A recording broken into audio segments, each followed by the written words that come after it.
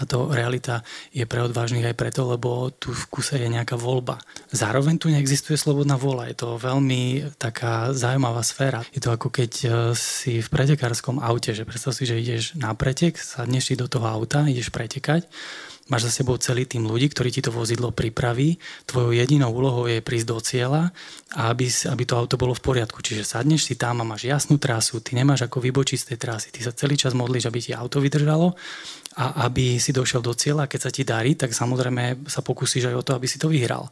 Ale nemáš tam veľmi veľký priestor na tú zmenu, že proste vieš, čo chceš urobiť.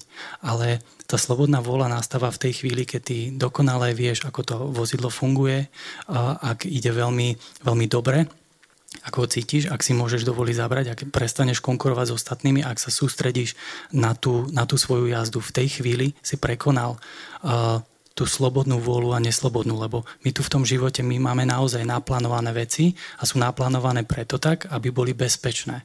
Aby si išiel bezpečnou formou. Máš ten tým ľudí, to sú tí anjeli, to sú všetci tí za tebou, pripravili ti to vozidlo, to je to telo a ideš urobiť tú jazdu najlepšie, ako budeš vedieť. Ale môže sa ti stať, že príde ten život, kedy pochopíš, že si svojou vyššou verziou a že začneš skúšať v tom aute lepšie veci, akoby vyspelejšie, že ten pretek chceš vládnuť lepšie a vieš, že na to máš. V tej chvíli si prekonal tú slobodnú vôľu, dostávaš sa do priestoru slobodnej vôly a ty môžeš ten pretek zmeniť. Môžeš ísť inou trasou, môžeš urobiť niečo iné. V tej doby, keď sa na to necítiš, tak pôjdeš tú jazdu. Čiže preto hovorím, že nemáme veľmi slobodnú vôľu až do chvíli, kedy si začneš ochytávať to vedomie a začneš sa v ňom cítiť dobre a začneš sa v ňom cítiť pohodlne a začneš veci meniť, začneš tvoriť.